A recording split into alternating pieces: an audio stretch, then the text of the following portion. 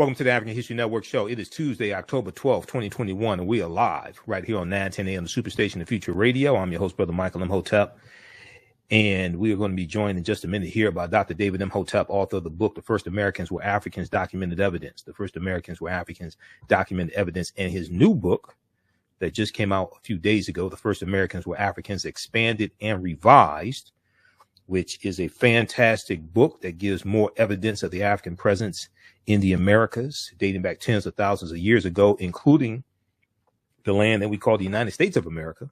You know, on yesterday's show, we talked about Indigenous Peoples Day. And we know that Joe Biden did a proclamation on October 8th, recognizing October 11th, 2021 as Indigenous Peoples Day. So yesterday we dealt with a lot of history, and we talked some about the African presence in the Americas dating back over 56,000 years ago, and in the land that we call the United States of America dating back at least 51,700 years ago. These are the Khoisan, who have the oldest DNA on the planet.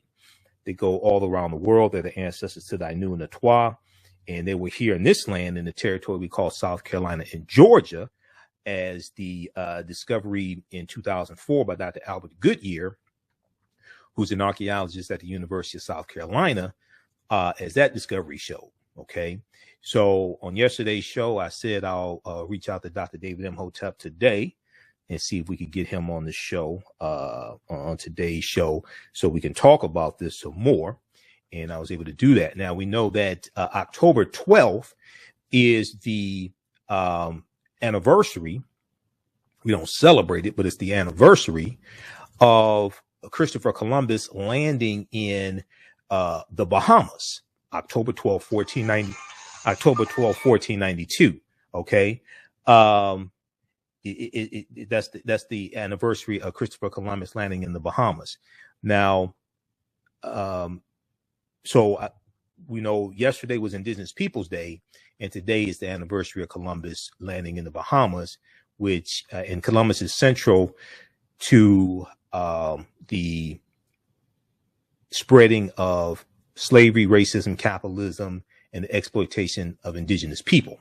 Okay, so even though we may not celebrate Christopher Columbus or Columbus Day, things like this, it's important to study Columbus. Columbus is crucial to understanding the transatlantic slave trade, etc.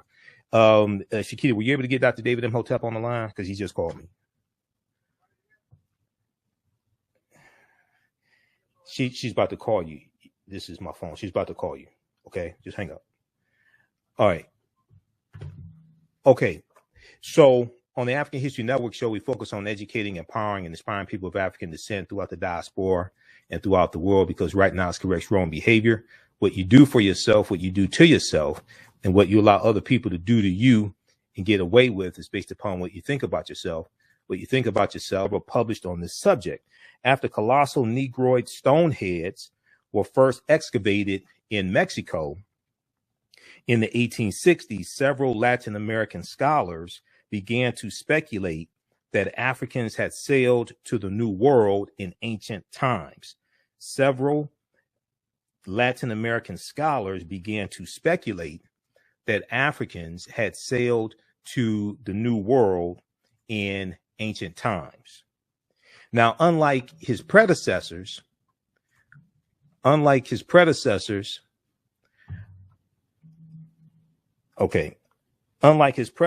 he does not claim that Africans simply sailed to the Americas before Columbus and influenced the Native Americans who resided in the New World.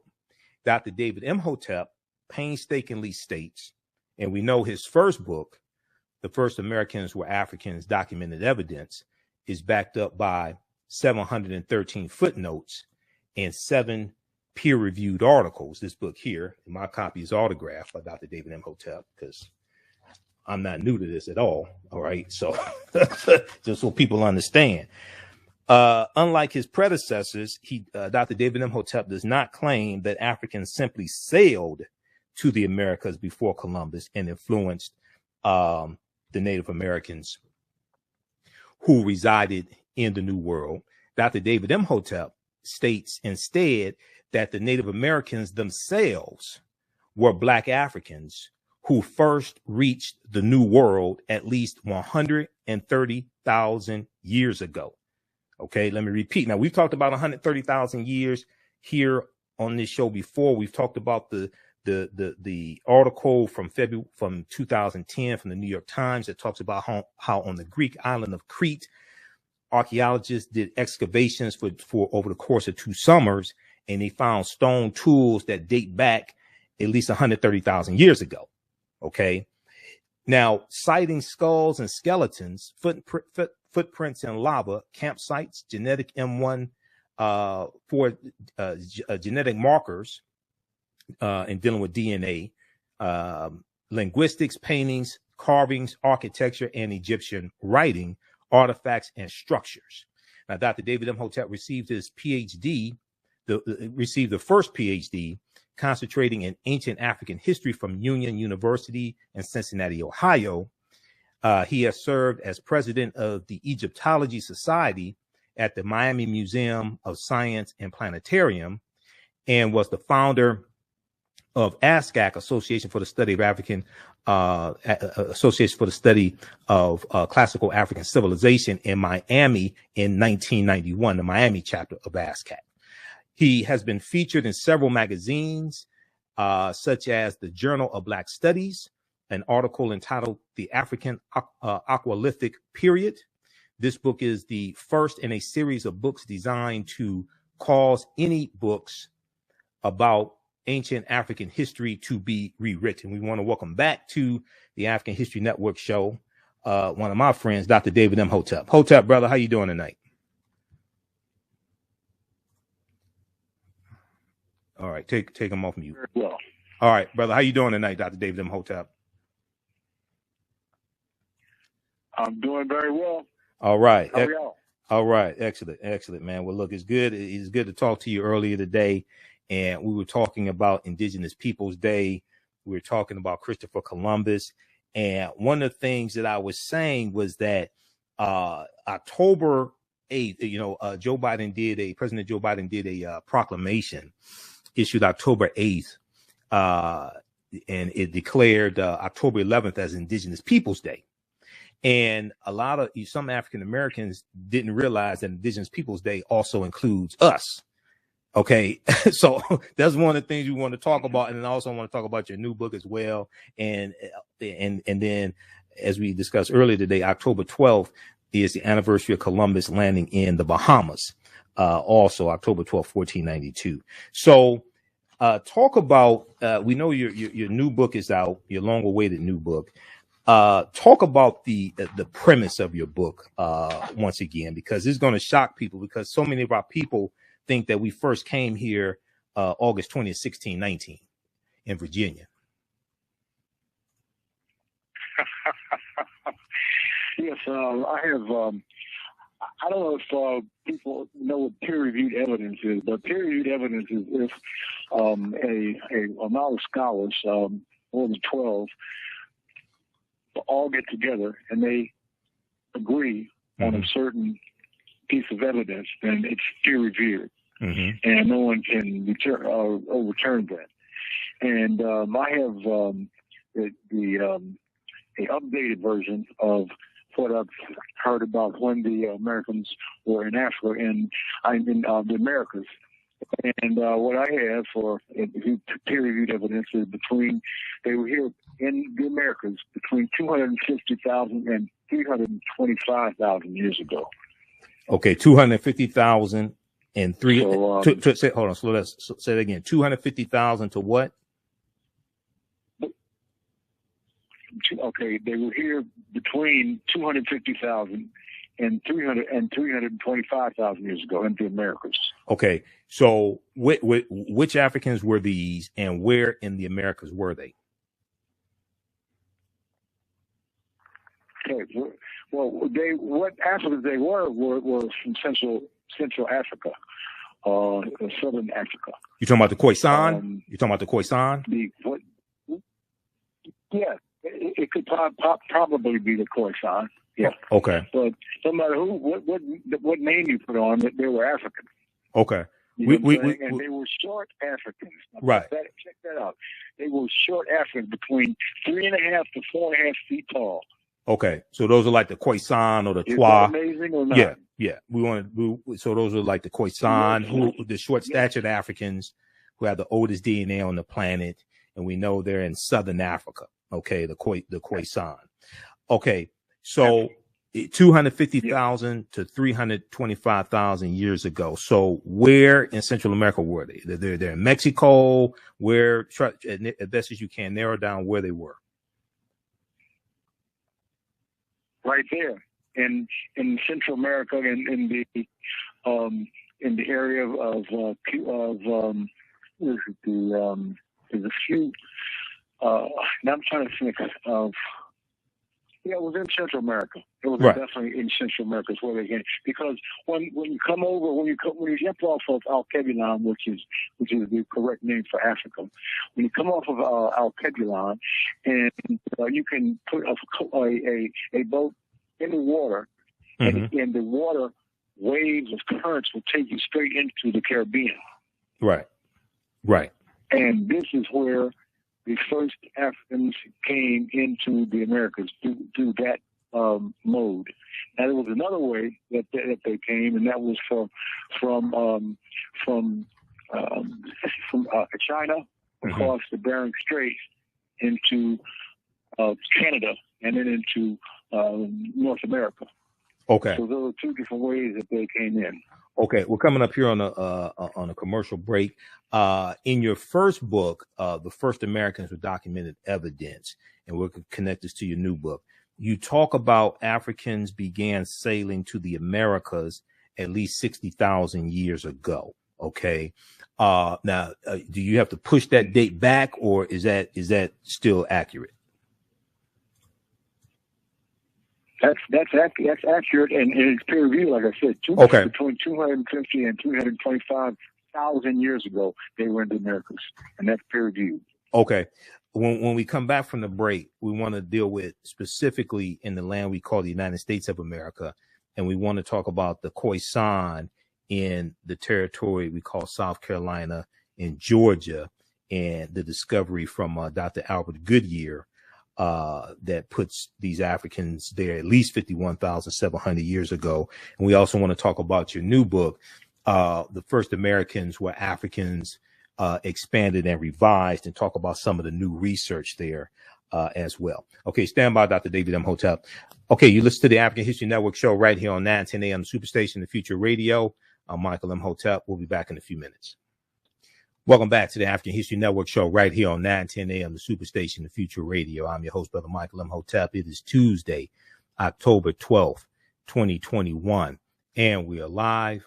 We're speaking with Dr. David Imhotep, author of the book, The First Americans Were Africans, Documented Evidence, and his new book, The First Americans Were Africans, Expanded and Revised, that is now available right now at Amazon.com. So Dr. David Imhotep, we're going to get back to the topic at hand, what we talked about right before the break. But when did your new book come out? The First Americans Were Africans, Expanded and Revised. When did it come out? When did it come out? Yes. When did the new book come out? Is that what you're asking me? Yes. Okay, it came out between 2 and 3 weeks ago. Okay, between 2 and 3 weeks ago. Okay. It came out. Okay, excellent. So people can purchase it at Amazon.com. And where else can they get the book? Where do you want people to get the book from? Amazon is the major bookseller, and I think that's it. Okay, Amazon.com. It could probably, it could be others, but I don't. I'm sorry. Yeah. Okay. Yeah, Amazon. Okay, Amazon.com. The First Americans Were Africans, Expanded and Revised. Yes. Okay. Let's go back to right before. Go ahead. Black and white edition. Yeah, there's a color edition and the black and white edition. There's a black and white edition. Go ahead. Right. Correct. Okay. Explain the difference between the two editions. That's what I'm saying. Well, the only thing that's different is that thoroughly documented an African presence here in the land we call the United States of America, going back at least 51,700 years ago. They found artifacts, architecture, campsites, carvings, Egyptian writings, footprints in lava, genetic M174D haploid groups dealing with DNA and genetics, linguistics, painting, skulls, skeletons, structures, and tools.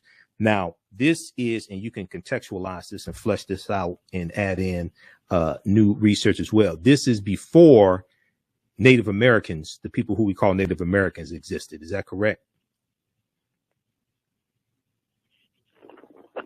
Yes, yes it is. Okay, so these were the Khoisan. So talk about your new research from your new book, and here in the land we call the United States of America, how far back is there an African presence, and what did they leave behind so that we know these were African people? What evidence did they leave behind? The evidence we left behind was black faces. The evidence we left behind. Number one. Okay. So you're talking about the Olmecs? I'm sorry, yes? You're talking about the Olmecs? The Olmecs, yeah. Okay, so yes, we're talking about the Olmecs in Mexico. Okay, so if we look at specific, if we to address with specificity, if we look at the contiguous United States of America, this landmass, the contiguous United States of America, in Allendale County, South Carolina, the discovery from 2004 showed 13 different types of evidence of an African presence there. Okay, talk about more evidence of African people here in this land we call the United States of America, because we already know Christopher Columbus never came to this land. The closest he came here is Cuba, which is 90 miles away. We know John Cabot, the British explorer, goes into Canada in 1497 on behalf of the British. Okay, Giovanni Caboto. But when we deal with African people, we were here before anybody else. So talk about that African presence here, specifically in the land we call the United States of America, but you can talk about Mexico, etc. also. Sure. We've all have been said the name of the first Africans as being, the first black folks anywhere is Africans. But that is not the correct name for these people. It's people who are called the people from Alkebulan. They were Alkebulan people, and not Africans. That's the name that it's the most ancient origin name. Okay, Alkebulan. The black folks on this planet. Yeah, that's Alkebulan. That's an Arabic derivation. Alkebulan.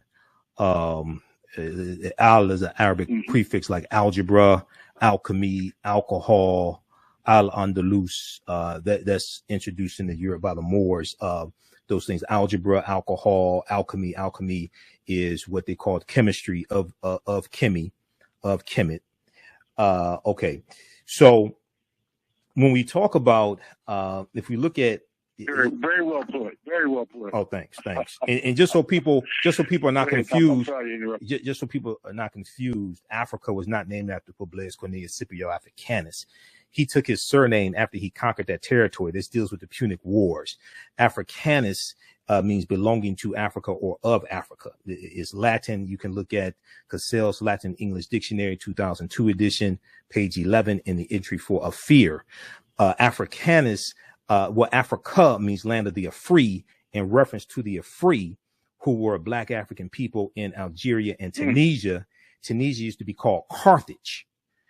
Afri is dealing with the area that Publius Cornelius Scipio Africanus conquered. Okay, so people think Africa is named after him. No, he took his surname after the area he was conquering. Also, people can read pages 14 and 15 of African People in World History by Dr. John Henrik Clarke. He talks about the Afri as well. Now, getting back to your book here, one of the things that I found interesting in book 1, and you can connect this to book 2 as well. You talk about how all black Indians were not ex-slaves or descendants of slaves. And you talk about the back cover of your picture. And I think on the back cover of your picture, you have the Algonquin. It deals with the, I think the back of your first book, I think it deals with the Algonquin. So talk about that, because oftentimes when we talk about black Indians, we think they are all ex-slaves. Okay. Connect that to the Algonquin and that once again, that African presence that was here that's been hidden. Okay. So the picture that we're talking about on the back of my book is a picture of Black Africans, and they're in the presence of a pyramid in Central America, and they are dressed as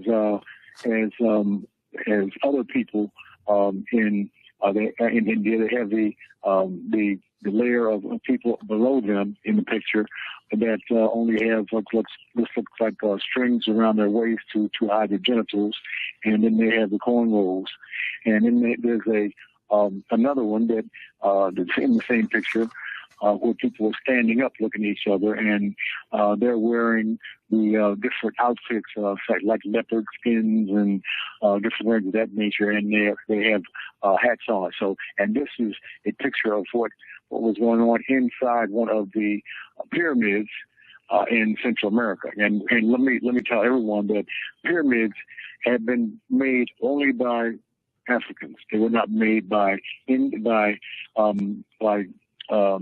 white folks. They were not made by Chinese or Japanese or any other people other than Africans. They're the only ones who made the pyramids. Now, this is another thing to go a little bit deeper. Okay. If you go out into the crystal waters of the Caribbean, you can look down into the water and you can see, without any glasses or anything else, and you can see pyramids about in that water. They're so clear. Now, if you want to go further for pyramids, there are pyramids in all waters of all the planets, in the Pacific, in the Atlantic, all over there. Plus, this is really blow you away. There are pyramids, and you can go yourself. You can put you can go to Google and put pyramids on the moon or pyramids on Mars, and you will see pyramids on the moon and on Mars. And who was that? It had to be Africans as well. So Africans have not only been all over the planet, but all over the moon and all over Mars.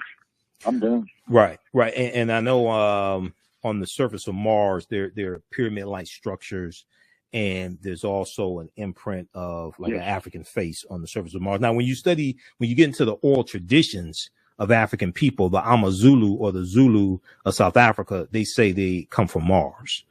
When you look at their oral traditions, okay, and the Dogon talk about the Sirius A and Sirius B star system, and they say they're from the star Sirius as well, the Dogon of Mali and Burkina Faso, who were originally in the Nile Valley region of Africa before they go into Mali and Burkina Faso. When we look at Christopher Columbus, and more people are celebrating Indigenous Peoples Day and honoring Indigenous people and moving away from Columbus Day, etc. But we still have to center Columbus correctly in history, because he's crucial to the spread of slavery, racism, capitalism, the exploitation of Indigenous people. And recently, the past few months, Cuba, Haiti, and Jamaica have all been in the news. And these were all island nations that Columbus conquered on behalf of Spain in 1492 and 1494. So they still have not recovered from what happened a little more than 500 years ago. So he's crucial to understanding his history. But Leo Weiner,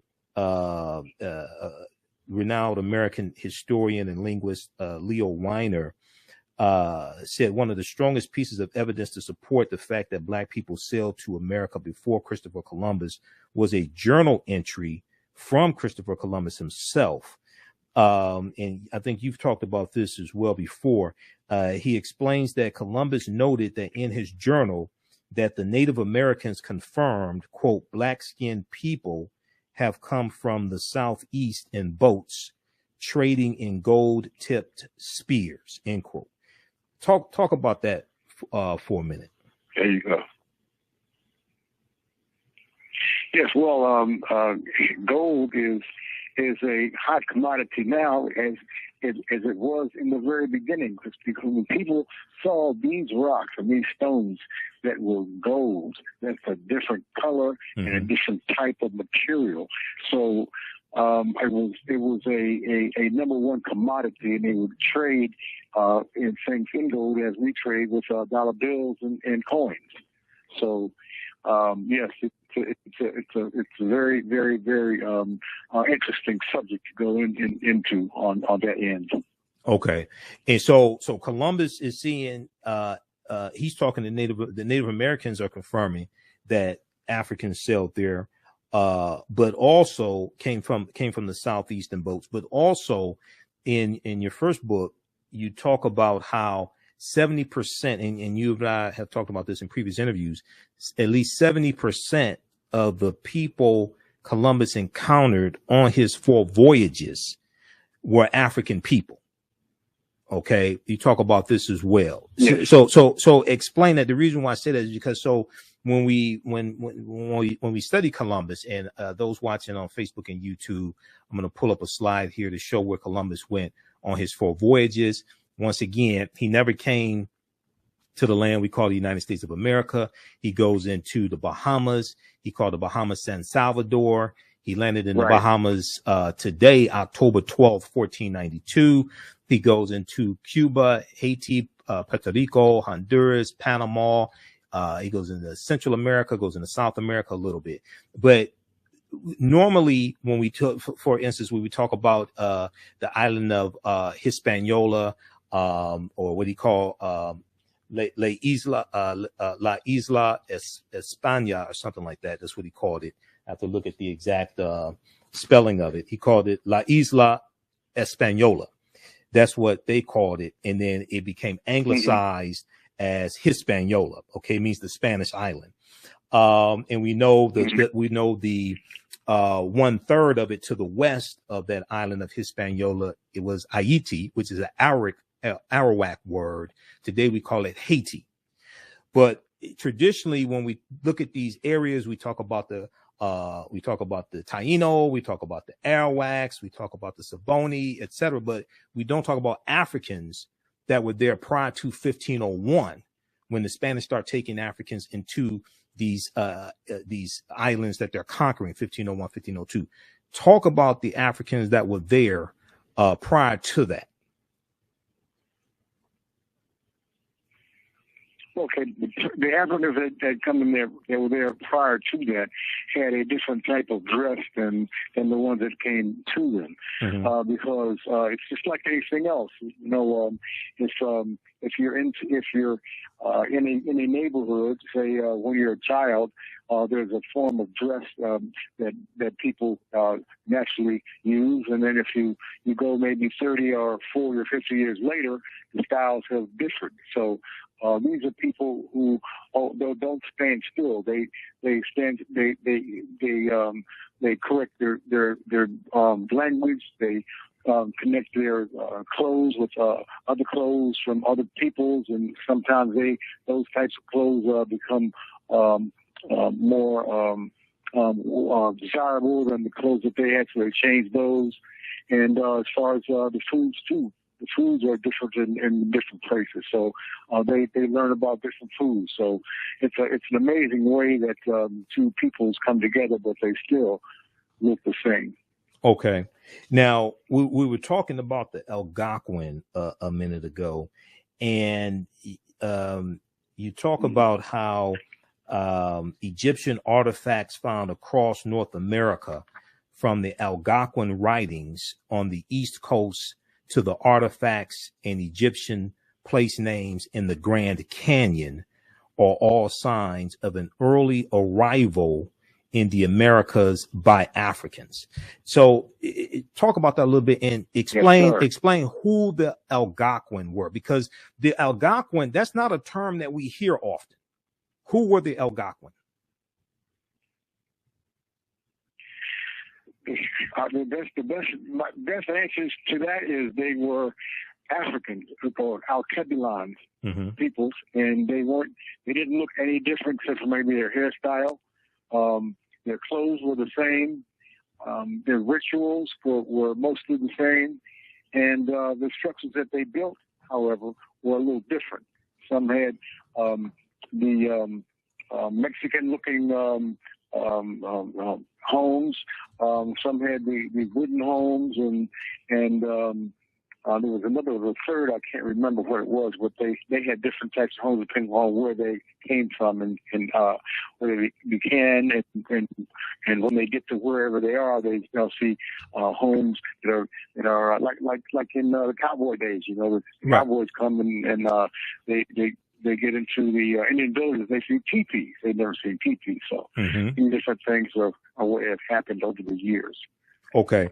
So, and I know in your first book, you talk about the Algonquins some, and how these were Africans as well. And one of the things that takes place, and you can comment on this, one of the things that takes place is that when European invaders / explorers come to this land, the African groups that are already here, many of them get reclassified as Native Americans.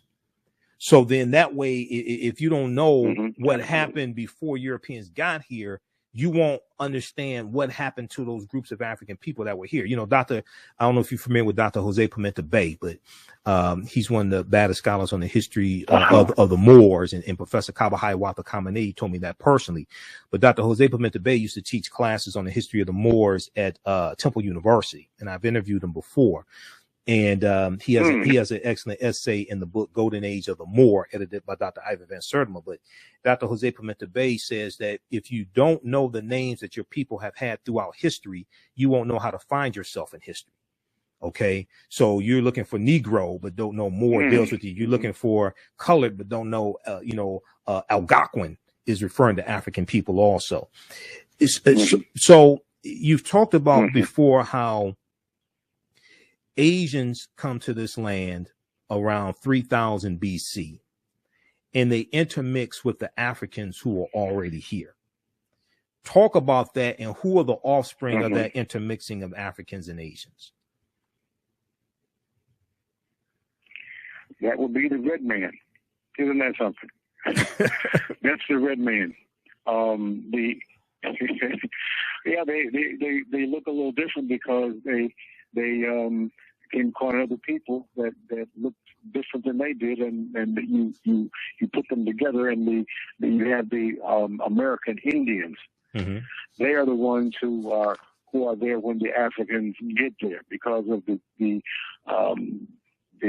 ones who come across the Bering Straits from China into Alaska, into Canada, and then down into the Americas, North America and Central America, and then eventually in South America. So there's a lot of mixture going on there. And then you have the Africans who the people from Al-Kabilan. They come over and they're dark skinned. So when they melt, it changes their color a little bit. Okay. In the summary of your book, the summary that's at Amazon.com of your book, there's a passage in the summary that says Dr. David Imhotep states that Native Americans themselves were Black Africans who first reached the New World at least 130,000 years ago. Reached the New World at least 130,000 years ago.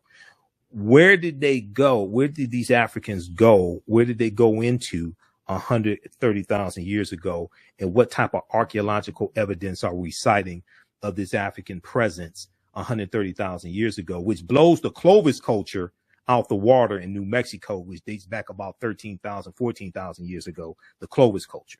Where did they go? Where did they land 130,000 years ago?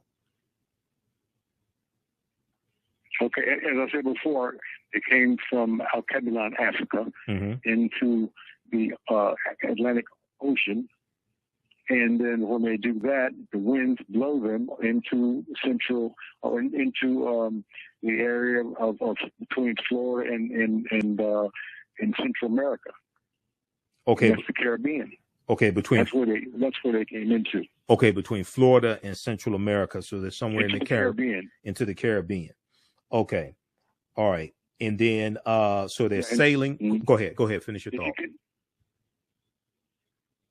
But yeah, if you go into the Caribbean and you continue to venture to the west, then you'll hit Central America. That's what I was going to say. Okay. All right.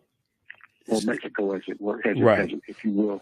And I know 130,000 years is I know it's a significant figure for two reasons, two archaeological discoveries. One, the one on the Greek island of Crete, in 2010, the article that the New York Times has that you cited in your interview with WKRP in Cincinnati Channel 5 back in 2011 when your first book first came out. So that's significant, number one. Number two, the discovery that came out a few years ago about mastodon skeletons found in California that date back 130,000 years. And it said that the paleontologists are saying that the skeletons were broken by humans. So they're saying if this is accurate, this puts humans in California 130,000 years ago. Okay. And when that article came out, when that discovery came out, I sent you a copy of it. I sent you I emailed you the article because I said, okay, this deals with this 130,000 years that, because, we talk about how there's at least 130,000 years of our history stolen. Okay, now this one here, I have the slide up. This deals with the study from the article from New York Times on Crete, new evidence of very ancient mariners. Now everybody can read this article. This is from the New York Times, February 15th, 2010. Okay, this is not the fiction section of the New York Times. Okay, this is from the science section of the New York Times. Correct. Okay, just so people not familiar with this. So we have that one, and then also we have the study from I'm looking at the article here from NBC News. Mastodon bone findings could upend our understanding of human history. Paleontologists have dug up a 130,000-year-old mastodon skeleton that looks like it was smashed apart by humans, but they found it in America where people were not supposed to have arrived for another 100,000 years. Once again, now this is the science section of NBC News. This is not the fiction section. This is not the opinion page. Okay. Talk about this. Yes. Africans 130,000 years ago in the Americas, but specifically, if you have information here on the land we call the United States of America, talk about that also. I'm not remembering that. I'm sorry. Okay. I'm 71 years old. A lot of my things, I've written down, but I just can't remember. I understand. But I don't remember that part. Okay. It's in the book. Right. Okay. No problem. All right. We have a few minutes here left in the interview, and let people know you have another book coming out also about you and Muhammad Ali. You want to talk about that one? Yeah. Oh, absolutely. Go ahead. It's called Ali and Me, and my uncle was Muhammad Ali's business manager, and I met him when I was going on a trip, and he introduced Ali to me, and Ali, we got to talking, and we talked about sports, and he found out that I was an athlete, and we talked about history, and he saw that I was a historian, and he kind of liked that, and he pulled me in, and I was his nutritionist for his last 7 fights. And his nutritionist. Slow down, because your voice was a little muffled. I know the story, but for people who haven't heard it, you were Muhammad Ali's nutritionist for his last 7 fights because you used to be a nutritionist. Yes. Okay, go ahead. That's correct. Continue. So he as he aged, he needed more and more help with the nutrition. That's why he hired me, and I was able to get his weight down to his weight class, because if you come in overweight, then no matter who you are, you will not fight.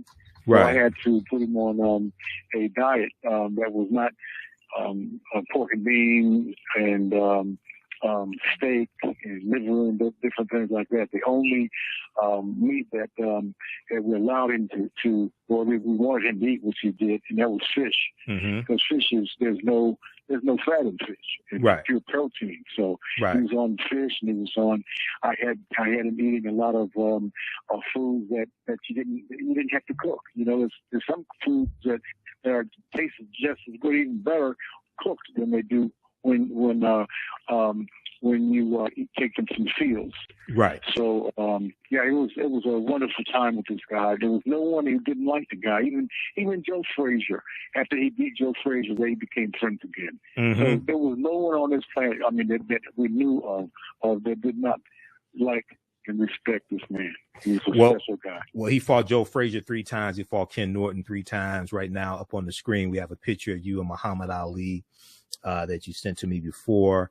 Dr. David Imhotep. You have a PhD in nutrition, right? Was it a PhD in nutrition?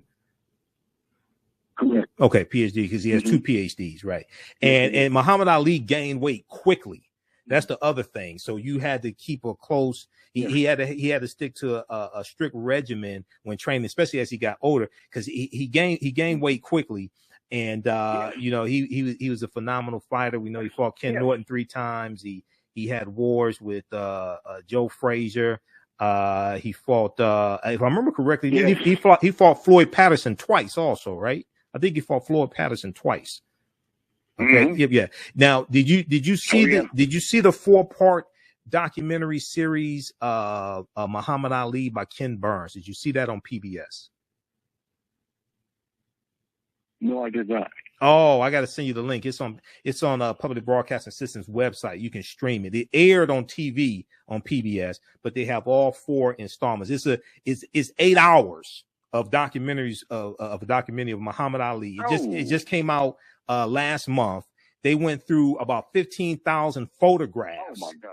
And they got stuff. They have footage. They have photographs most people have never seen before, man. I'm going to send you that when we get off the air. It's going to knock you out. Okay. All right. Let me see here. Bless your heart. You knocking me out now. Oh, well, we got to take care of you, man. You and I go way back. Thank you so much. Let me ask you, let's see. You got a few more minutes? You got a few more minutes? Yes, absolutely. Okay, so this is what we're going to do. We're out of time here on 910 AM Superstation WFDF.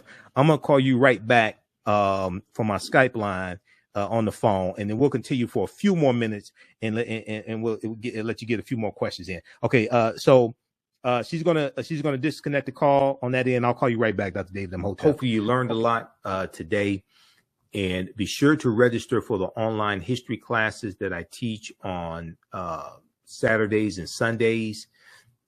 Saturdays, normally 2 p.m. to 4 p.m. Eastern Standard Time. I teach ancient Kemet, the Moors, and the Ma'afa, understanding the transatlantic slave trade, what they didn't teach you in school. Visit our website, TheAfricanHistoryNetwork.com, TheAfricanHistoryNetwork.com, to register for the online classes. And right on the homepage, scroll down, you see information about our radio show. We're on Sundays, 9 p.m. to 11 p.m. Eastern Standard Time. We broadcast on our social media platforms. My class is Ancient Kemet, one of the original names for Egypt, the Moors, and the Ma'afa, understanding the transatlantic slave trade, what they didn't teach you in school. We deal with thousands of years of history and what leads up to the transatlantic slave trade taking place, okay? So you can join us Saturday, October 7th and 14th. And 21st and 28th, 2 p.m. to 4 p.m. Eastern Standard Time. We have a couple of videos here you can watch as well. That are previews. The class is on sale $80, regularly $130. We do the sessions live. All the sessions are archived and recorded. Actually, we dropped the price to $60. So on sale $60, regularly $130. We do the sessions live. All the sessions are archived and recorded. You can go back and watch them anytime. Okay. So even after the class is over with, you still have access. So a year from now, 2 years from now, you can go back and watch the entire course. Sundays, I teach Black resistance movements from the Haitian Revolution, U.S. Civil War, Civil Rights Movement, and Black Power Movement, 1800 to 1968. So we're going to have another session of this class coming up October 14th. Okay. Sunday, October 15th. We'll have another session of this class coming up Sunday, October 15th. So as soon as you register, you can go watch the previous classes. This class is on sale $40. As soon as you register, you can go back and watch the previous classes, and you'll be ready to join us Sunday, October 15th. Also, if you'd like to stop for information, you can support the African History Network, $, the AHN Show through Cash App, $, the AHN Show through Cash App, also through PayPal, paypal.me/the AHN Show. This helps us keep doing the research, stay on the air, keep broadcasting, pay some of the bills. All right, we have to get out of here. Remember, right now it's correct wrong behavior. It's not over till we win Wakanda forever. And we'll talk to you next time. Peace. Okay, we've got them back for a few more minutes here. Okay, so, you know, one of the reasons why I wanted to bring you on is because listening to, on social media, comments on social media, and then also listen to some radio shows. I'm getting some feedback or something. I don't know what this is. Listening to some radio shows on Monday, which is Indigenous Peoples Day. Mm-hmm. A lot, so many of our people don't understand our history, and they think that our history started in slavery. Mm-hmm. So when you have an Indigenous Peoples Day, a lot of people don't know that includes us also. Now, that does not mean the transatlantic slave trade did not happen. Yes, it did. It just happened thousands of years after African people originally came to this land. Okay. Just talk about that. Talk about that for a minute. And then, do you get pushback from African Americans when you talk about the African presence here thousands of years ago and before slavery and things like that? Do you get pushback from African Americans? I wouldn't say pushback. I would say they were so used to what they were taught in school. When I talk to them and I try to show them that we were here a lot longer, this is what my teacher told me this. So, that's about the only thing. Most of them are cool with it, and they said, "Oh, okay, it's good. I'm glad I learned something new." Okay. So when you tell them that, now I see, I've done lectures like here in the Detroit area, man. And it's like people like in the 60s, 70s in the audience, like speaking at churches. And when I tell them Columbus never came to this land we call the United States of America, and I showed them where Columbus went on his 4 voyages, man. People look at me like I'm crazy. I'm like, no, I see, you got to go research this. You can go to history.com. Look, a lot of these sources, history.com, Britannica, National Geographic, they know the truth. Yes, they know Christopher Columbus never came here, okay? And they'll talk about the Moors also. They got National Geographic has information on the Moors, Britannica.com also. I look at all those sources. So what is the reaction when you provide the evidence and tell people that African people were the original people of North, Central, and South America? What's the reaction? The reaction mainly is acceptance and saying, "Wow." And then there's a few people who are knuckleheads and they want to argue about it. And so one of the things that I find is that because of an increase in the desire and movement for reparations to various extents, some people, I find, they seem conflicted because they think that somehow this deprives them of getting reparations, which you're going to have an uphill battle anyway if you actually understand the process. If you actually understand that you need 218 votes in the House of Representatives and 60 votes in the U.S. Senate to get. I mean, but that's a whole nother show. But anyway, that's a whole nother show. Okay, and it can't be an executive order, because based upon Article 1, Section 9, Clause 7 of the U.S. Constitution, which deals with the power of the purse, the ability to tax and spend belongs to Congress, not the president. But that's a whole nother show. I'm scared of you. But some people, I find, they think that if they admit that African people were here even before Native Americans, then somehow this locks us out of getting reparations. But you ain't gonna. They act like they're about to get a check in the mail at the end of the month. Okay, talk about that conflict there. And as I explained to people, yes, the transatlantic slave trade happened. If you just want to hold on to slavery, but it just happened thousands of years after we first came here. Put that in context. Put it in context? Yeah. I couldn't put it better than you did. Okay. Both things have spelled out. See, one of the reasons why it's so important to understand the chronology of history is because different things happen at different times. You had Europeans taking, like the British, you had the British taking Native Americans from this land into England, enslaving them. Okay, you have the Spanish kicking out African Moors, taking them into Spanish colonies, enslaving them. You have Africans being brought from Africa by the Spanish, by the English, okay, being brought here to this land. You also had a Dutch colony in this land in the 1620s called New Amsterdam. New Amsterdam becomes the colony of New York for the British because the Dutch were here also. Mm-hmm. So you have different things taking place around the same time, but you also had African people here at least 50,000 years ago in the land we call the United States of America. So one of the things that's important, and one of the reasons why I think your work is so important, is that you get past you go beyond the 500-year paradigm. Yes. Oh, absolutely. Okay, that a lot of us are taught to operate within. And you go back 50,000 years, 60,000 years ago, 130,000 years ago, 250,000 years ago. Mm-hmm. Mm-hmm. So what is it that you want people, after they get your book, The First Americans Were Africans, expanded and revised, get it from Amazon, and there may be some other bookstores that pick it up also.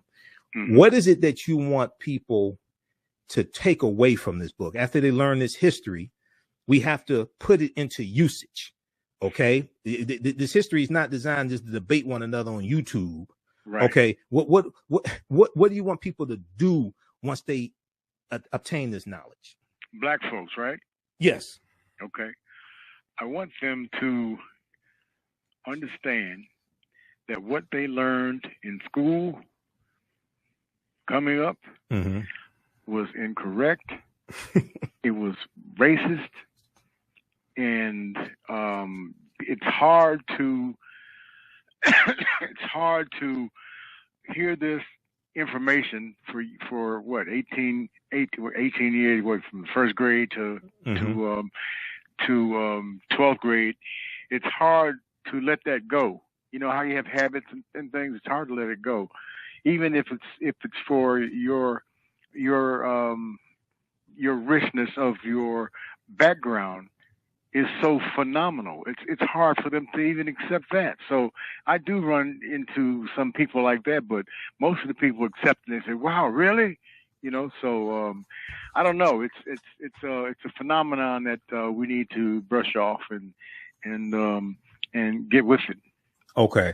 Now I encounter some people who talk about being indigenous and Aboriginal and all this, and then they say the people that were here weren't Africans. They weren't from Africa. They were already here.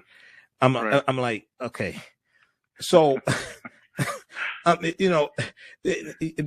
look, they came from Africa just much longer ago than we were originally told. Absolutely. Okay. Because when you look at these archaeological discoveries, just like the one that were the mastodon skeletons found in California. Oh man, that blew people's minds. That blew the paleontologists' minds. But then there was one in Morocco, came out in June of 2017, and this one here, this dealt with remains of Homo sapiens that date back between 350,000 and between 300,000 and 350,000 years ago. Right. And they said this was causing them to rethink everything because the oldest known fossils they had of modern man dated back 195,000 years ago, found in Ethiopia. Okay. This and NBC News has right now I have the article up from Washington Post on this. Oldest Homo sapiens fossils discovered in Morocco. This is from June 7, 2017.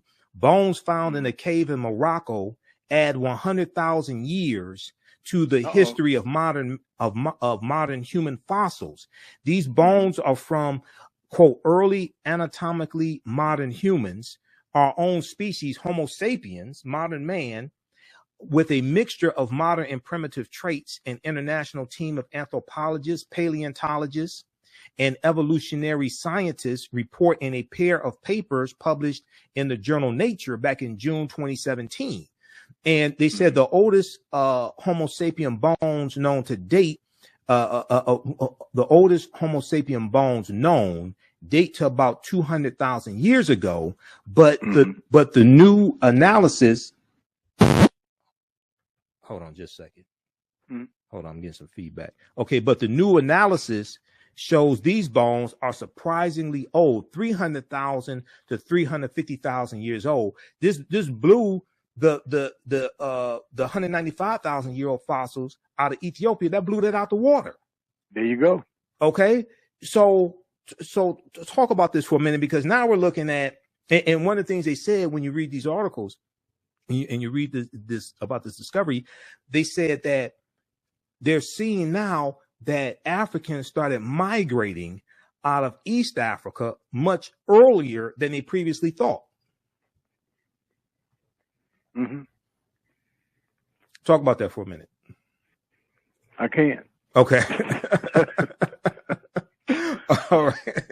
Exactly. Number one is 12 midnight. Okay. All right, that's cool. That's cool. But everybody check this out here. Oldest Homo sapiens fossils discovered in Morocco.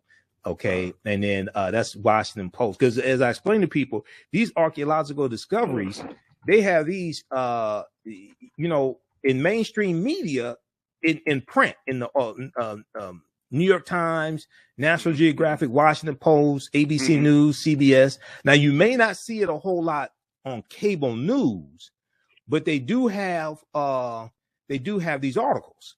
Okay. So do you have a website? We're going to let you go here, but do you have a website? How can people get in contact with you? How can people support you? They want to book you for Kwanzaa celebrations to speak. They want to book you for book signings, Black History Month, African American History Month. What should people do? The easiest way is to email me.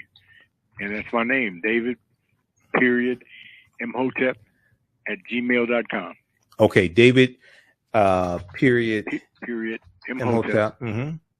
@gmail.com. Okay. All right. And okay. There you go. All right, brother. Well, look, it's always good talking to you, man. We're going to have you back soon, and I'll contact you because I want you to speak to my online class also soon in the next couple of weeks. Okay. All right. No take problem. care. You take care, my brother. All right, bro. Take care. Have a good night. Okay. All right. Peace.